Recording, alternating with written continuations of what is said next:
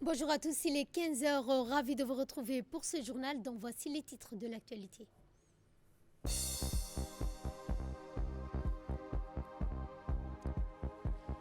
Le FC Port a renversé donc l'hégémonie d'Artas Solar 7 et soulève bien la coupe de la 24e édition de la Coupe de Djibouti. En nouvelle du monde, ces échanges d'accusations entre l'Inde et le Pakistan sur des violations du cessez-le-feu, c'est ce que nous verrons en fin de journal. C'était les titres place au développement, mais avant de développer ces titres, nous allons donc parler de ce communiqué. Le ministère des Affaires musulmanes et des biens Waqf informe l'ensemble des futurs pèlerins djiboutiens des horaires de présentation à l'aéroport de Djibouti qui sont donc fixés pour les heures. Deuxième vol est prévu pour le mardi 13 mai à 11 heures. Troisième vol dimanche 18 mai à 5 heures et enfin le quatrième vol prévu pour jeudi 22 mai 2025 à 5 heures. Nous rappelons à chaque pèlerin de se munir impérativement de son passeport, de son badge d'identification, de l'ensemble de ses documents de voyage, de respecter également le poids des bagages autorisés ainsi que des bagages à main. 7 kg maximum, tout excédent de poids ne sera pas accédé. Conserver également sur soi des médicaments nécessaires en cas de maladie chronique. Le ministère des Affaires musulmanes et des biens Waqf remercie tous les futurs pèlerins de leur ponctualité et de leur collaboration. Le ministère de la Jeunesse et de la Culture, en étroite collaboration avec le secrétariat général du gouvernement ainsi que de l'ambassade du Royaume-Uni à Djibouti, ont organisé ce matin une initiative de formation d'envergure visant à moderniser et à renforcer les pratiques d'archivage au sein de l'administration djiboutienne. Cette série de sessions qui se déroule du 11 au 15 mai à l'auditorium des Archives nationales aborde à la fois les méthodes traditionnelles de gestion documentaire, les enjeux cruciaux de l'archivage numérique. La cérémonie de lancement de cette formation a été présidée par la ministre de la Jeunesse et de la Culture, Dr Hibo Moumin Assoui, a vu la participation du directeur général de l'ANC, M. Mustafa Mohamed Ismail, le directeur général de l'ANPC, Mohamed Hussein, l'ambassadeur du Royaume-Uni à Djibouti. Cette initiative s'inscrit dans le cadre du renforcement des capacités institutionnelles en matière de gestion, de conservation, de valorisation des archives nationales. Elle vise également à promouvoir les standards professionnels, modernes et efficaces dans le traitement documentaire et l'organisation du fonds d'archives. Durant cette semaine de formation, les participants auront donc l'opportunité de bénéficier également d'un programme riche, varié, animé par des formateurs nationaux et internationaux. Et pour plus de précisions sur cette formation, je vous propose de suivre le mot de l'ambassadeur du Royaume-Uni à Djibouti. C'est un plaisir d'être ici ce matin au début de ce que sera une semaine productive et progressive de partage d'expertise entre les Archives nationales du Royaume-Uni et le secrétariat général du gouvernement. J'ai personnellement bénéficié de la merveilleuse expertise des Archives nationales, notamment grâce au travail de la Dr Juliette Desplat. Il y a 2 ans, avant de venir à Djibouti, j'ai passé du temps aux Archives nationales à rechercher nos documents historiques sur Djibouti. Juliette m'a aidé à les retrouver. Pendant que j'étais là, nous avons trouvé les dossiers de la visite de son Excellence, le président Guelleh, à Londres en 1981 et 1983, en tant que conseiller du Premier ministre djiboutien de l'époque. C'était merveilleux de lire comment mon gouvernement avait accueilli cette délégation VIP djiboutienne et les réunions qu'il avait eues. Lorsque je suis ensuite venu présenter mes lettres de créance à son Excellence, J'ai pu mentionner cette visite et nous avons discuté de ces souvenirs d'aller au théâtre lors de cette visite. S'appuyer sur ces informations historiques dans les archives a contribué à créer une première impression positive et établir un lien entre nos deux pays. Le directeur général de l'ANPC s'est également exprimé suivant un extrait de son intervention. Je vous souhaite la bienvenue au sein de l'Agence nationale pour la promotion de la culture, précisément dans les locaux de notre département des Archives nationales, qui a l'honneur d'abriter cette formation dédiée aux pratiques archivistiques modernes. Cette initiative, portée par le ministère de la Jeunesse et de la Culture, en partenariat avec le secrétariat général du gouvernement et l'ambassade du Royaume-Uni, revêt une importance capitale pour notre nation. Elle témoigne de notre engagement collectif à préserver la mémoire administrative et collective de Djibouti, tout en nous dotant des outils nécessaires pour répondre aux défis de l'ère numérique.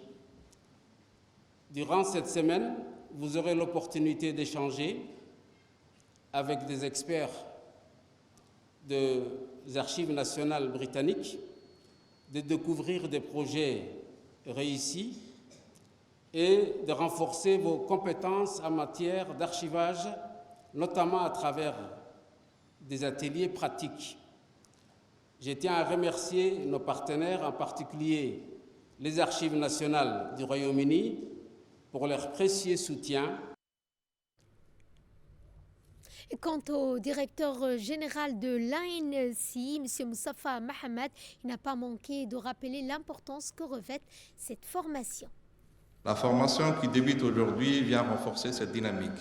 Elle permettra aux professionnels en charge de la gestion documentaire, archivistique, documentaliste, de se familiariser avec des pratiques éprouvées, alignées sur les standards internationaux. En ce sens, la collaboration avec les Archives nationales d'Angleterre, institution de renommée mondiale, constitue une opportunité précieuse d'enrichissement et de montée en compétences. Je souhaite à ce titre adresser mes remerciements les plus sincères à son Excellence l'ambassadeur du Royaume-Uni pour l'appui apporté à cette initiative. Ce partenariat exemplaire reflète l'excellence de la coopération entre nos deux pays et notre engagement commun en faveur du renforcement des capacités et de la modernisation de nos institutions. Je salue également l'engagement du ministère de la Culture, du secrétariat général du gouvernement, acteur clé de cette démarche, ainsi que l'ensemble des parties prenantes mobilisées. L'organisation rigoureuse de cette session, depuis la mise à disposition jusqu'aux moyens pédagogiques et logistiques mobilisés, témoigne de la volonté collective de garantir des conditions optimales d'apprentissage. Et pour clore cette série d'interventions, la ministre de la Jeunesse et de la Culture, Dr Hibo Moumin Assoui, a indiqué, je le cite, que cette formation s'inscrit dans le cadre du renforcement des capacités professionnelles en matière de gestion et de préservation du patrimoine documentaire et de modernisation des pratiques archivistiques au sein de l'administration publique. C'est un honneur et un grand plaisir pour moi d'être parmi vous aujourd'hui pour lancer officiellement cette semaine de formation sur les pratiques archivistiques organisée par le département ministériel en charge de la culture en collaboration avec le secrétariat général du gouvernement et avec l'appui de l'ambassade d'Angleterre. Les archives sont bien plus que de simples documents. Elles constituent la mémoire vivante de notre nation, un patrimoine qui doit être préservé et valorisé pour les générations futures. Dans un monde en constante évolution, où les numériques transforment nos modes de travail, il est impératif d'adapter nos méthodes pour garantir l'accessibilité et la pérennité de ces précieuses ressources. Cette formation qui réunit aujourd'hui plus d'une centaine des professionnels issus de tous les départements ministériels et des administrations publiques est une étape clé dans cette démarche. Grâce aux interventions de nos professionnels multidisciplinaires et experts internationaux, notamment qui nous viennent du Royaume-Uni, vous explorerez des concepts fondamentaux qui reposent sur une politique claire, des procédures précises, un cadre légal solide et une organisation. Vous allez passer en revue des outils innovants et des bonnes pratiques en matière d'archivage physique et numérique qui renforceront sans nul doute vos compétences et vos capacités. Je tiens à féliciter les institutions directement engagées et leurs équipes techniques pour le travail collaboratif constant et les résultats conséquents atteints jusqu'à aujourd'hui. Je tiens à remercier aussi tous nos partenaires, comme l'ambassade du Royaume-Uni, dont le soutien a été déterminant dans la réalisation de cette formation certifiante. Enfin, je souhaite vous encourager, chers tous, chers participants, à tirer le meilleur parti de cette semaine. Votre engagement est un levier essentiel pour sauvegarder nos archives, moderniser nos institutions et renforcer la transparence administrative, conformément à la vision éclairée du président de la République, son Excellence Ismaïl Omar Guelleh. Aujourd'hui, nous exécutons aussi ces instructions, ce qu'il faut accorder une attention particulière, que les échanges de cette formation soient riches en enseignements et fructueux en nouvelles perspectives pour notre pays. En sport, la Fédération djiboutienne de football a organisé la finale tant attendue de la saison 2024 de la Coupe de Djibouti, un événement marquant dans le calendrier sportif national. Cette année, 2 clubs prestigieux se sont affrontés pour décrocher le titre de champion. Arta Solar 7, tenant du titre, et l'équipe la plus titrée des dernières saisons, et le FC Port qui n'avait plus remporté la Coupe depuis 2013. Le match d'une grande intensité et d'un niveau élevé a vu la participation, le FC Port s'est imposé par 1-0. Cette victoire, après une attente de plus de 12 ans, revêt une signification particulière pour le club et ses supporters. Le FC Port a su faire preuve de discipline, de rigueur tactique et d'une solide cohésion d'équipe pour surmonter ce championnat. Le champion en titre, Arta Solar 7, qui dominait la compétition depuis des années, cette victoire marque également la fin d'une époque de domination de Arta Solar 7 et redonne l'espoir de la compétitivité dans le foot djiboutien. Le FC Port, avec ce succès, devient un challenger redoutable et offre à ses supporters un moment historique qu'ils attendaient depuis plus de 2 décennies. Ensuite, place à la cérémonie de remise de trophées lors de cette saison 2024. La cérémonie de remise de trophées a clôturé cette belle finale. Des distinctions ont été remises aux champions, aux vice-champions, à l'arbitre de la rencontre, ainsi qu'au meilleur joueur du match, saluant ainsi l'excellence et l'engagement de tous les acteurs de cette finale mémorable. Finalement, les arbitres, le vice-champion ainsi que l'équipe championne ont reçu des trophées de la part du directeur général et par le vice-président du club. Lors de cette saison, le AS Port ainsi a enfin renoué avec la victoire, décrochant le prestigieux trophée sous les regards enthousiastes du public en présence du directeur général du Port venu soutenir ses joueurs. De cette finale qui est l'édition 2024, qui aujourd'hui s'est tenue au CTN, qui s'est très bien passée. On est vraiment très content de cette organisation et du public qui est venu assister à cette finale. S'il faut aujourd'hui, s'il y a quelque chose qu'il faut soulever, c'est la présence du directeur général du port d'IMP, du port de Doralé, qui est venu aujourd'hui donner main forte à son équipe. Et heureusement, l'équipe du port a gagné ces matchs et c'est une très bonne chose. Cela témoigne de beaucoup de choses, de l'accompagnement, mais aussi du soutien de l'administration du port de Doralé de Djibouti. Je remercie la présence de tout le monde. Je remercie aussi les organisateurs de loin ou de près, ceux qui ont de loin ou de près ont pris part à cet événement qui s'est très bien réalisé. En sport, toujours avec ce tournoi interministériel qui bat son plein. Dans le cadre de la compétition interministérielle, 2 rencontres étaient au programme. Le premier match a opposé le ministère de la Femme et de la Famille au ministère de l'Économie et des Finances. Ce dernier a concédé la victoire par forfait au ministère de la Femme et de la Famille. Le deuxième affrontement a opposé le ministère de l'Énergie au ministère de la Solidarité. Le ministère de l'Énergie a remporté ce match sur un score de 3-2. La compétition interministérielle ne se limite pas à une simple série de matchs. Elle revêt également une grande importance pour l'ensemble des participants. Le colonel Waes Omar Bororé a eu l'honneur d'accueillir au camp de Doralé le contre-amiral Michael Pantouvakis, commandant de la force d'opération EUNAVFOR Aspide en mer Rouge dans le cadre de sa visite de travail en République de Djibouti. Cette mission de la force Aspide a intégré à la force navale. À cette occasion, le colonel Waes Omar Bororé a présenté à la délégation les missions et les capacités opérationnelles de la garde-côte. Cette présentation a donné lieu à un échange approfondi au cours duquel les 2 parties ont partagé leur expérience en matière de sécurité maritime dans la région de la mer Rouge et du détroit de Bab el-Mandab et du golfe d'Aden.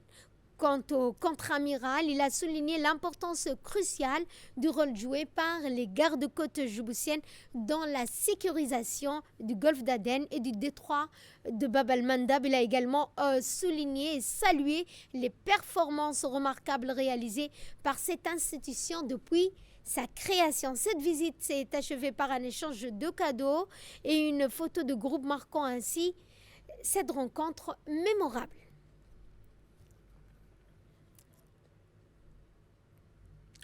Toujours dans l'actualité avec cette 4e conférence ministérielle du système régional intégré d'alerte précoce et multirisque qui s'est tenue du 7 au 10 de ce mois en Sri Lanka. Une délégation composée de M. Mohamed Mahmoud Yacoub, conseiller technique, et de M.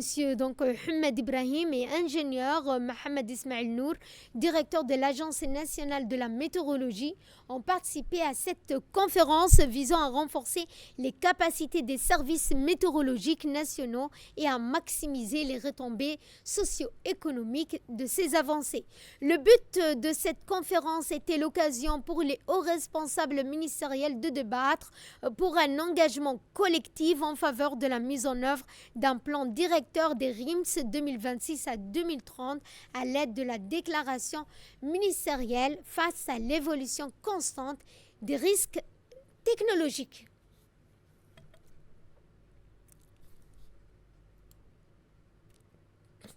Place cette fois au grand format de la rédaction sur l'économie. Orange, l'Inde avec sa puissante industrie du film, a su montrer comment on pouvait transformer la créativité en un moteur économique. Mais Mohamed nous en dit plus. Dans le réanimé des Mumbai, au cœur des studios bondés des Bokota ou dans les salles d'écriture parisiennes, quelque chose est en train de changer. Derrière les écrans, le plateau de tournage et le scène des concerts, une nouvelle économie prend lentement mais sûrement le pouvoir. L'économie orange, ce n'est pas celle de Zizi ni des grandes surfaces. Celle-là, elle s'est construite à coups d'idées, de rêves, de culture et des passions. Elle repose sur la créativité humaine, cette force qu'on ne peut ni mesurer exactement ni remplacer par une machine. féminine. Et pourtant, elle génère de l'argent, crée des emplois, fait voyager le imaginaire et redonne vie aux villes. À l'occasion du récent World Audiovisual and Entertainment Summit, organisé à Mumbai, de milliers de professionnels venus du monde entier ont partagé leur vision, leurs réussites, leurs défis aussi. On y parle cinéma, bien sûr, mais aussi séries web, jeux vidéo, contenu court, réalité virtuelle.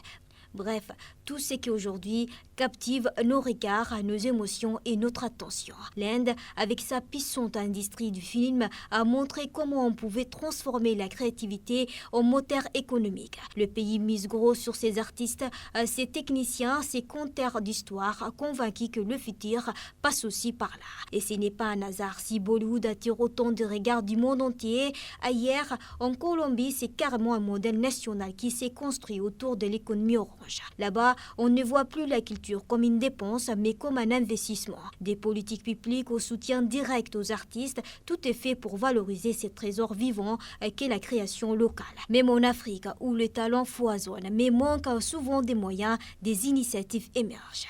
Des grands groupes comme Orange commencent à jouer leur rôle en accompagnant ces jeunes qui veulent raconter leur histoire, créer leurs applications, produire leur musique sans avoir à quitter leur pays. L'économie orange, c'est finalement ça, croire derrière chaque idée, il y a une opportunité, que la beauté, le talent, la diversité peuvent aussi faire tourner l'économie. Pas seulement les machines, le marchandise ou les algorithmes. Et si on y pense bien, ce n'est pas juste une autre façon de faire de l'argent, mais c'est une autre manière de voir le monde. Régional en Somalie, la capitale somalienne Mogadiscio a été durement touchée par de violentes pluies qui ont provoqué des inondations soudaines causant la mort d'au moins 7 personnes et endommageant plusieurs infrastructures clés. Selon les autorités locales, la Somalie fait face depuis des années à des chocs climatiques extrêmes entre longues périodes de sécheresse, de fortes pluies provoquant des inondations destructrices. Le ministère de l'énergie de l'eau a rapporté que plus de 115 mm de pluie ont été enregistrés en moins de 8 heures dans la capitale et alerte sur un risque accru de crues soudaines dans d'autres régions du pays. Et de là, nous passons à l'actualité internationale. Je vous le disais dans les titres, une nouvelle montée de tension au Cachemire, échange d'accusations entre l'Inde et le Pakistan sur des violations de cessez-le-feu. Le Pakistan et l'Inde se sont mutuellement accusés samedi de violations de cessez-le-feu récemment conclues sous médiation américaine après 4 jours d'affrontements meurtriers ayant causé la mort de 60 civils. Et pour clore ce journal, nous allons donc parler du gouvernement de Gaza qui a averti que 65 000 enfants sont menacés de famine en raison du siège israélien et du blocus total imposé depuis plus de 2 mois. Mais Mohamed. La situation humanitaire s'aggrave à Gaza où les habitants soumis à des bombardements incessants de l'armée israélienne depuis le 18 mars subissent aussi la faim et la soif. Le gouvernement de Gaza a averti que plus de 65 000 enfants sont menacés de famine en raison du siège israélien et du blocus total de 2 mois imposé à Gaza sur les approvisionnements essentiels dans le cadre de sa campagne génocidaire contre l'enclave palestinienne.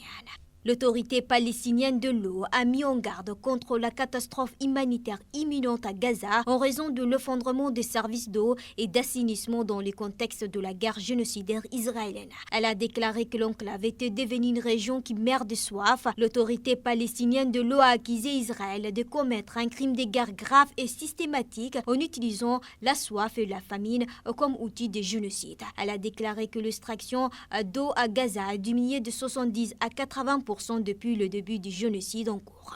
Pendant ce temps, le ministre israélien de la Sécurité nationale a de nouveau exigé publiquement l'arrêt total de l'aide humanitaire à Gaza, renforçant ainsi la politique israélienne de famine et de génocide contre les civils palestiniens dans l'enclave assiégée. Sur ce, notre journal touche à sa fin. Merci à vous de nous avoir suivis.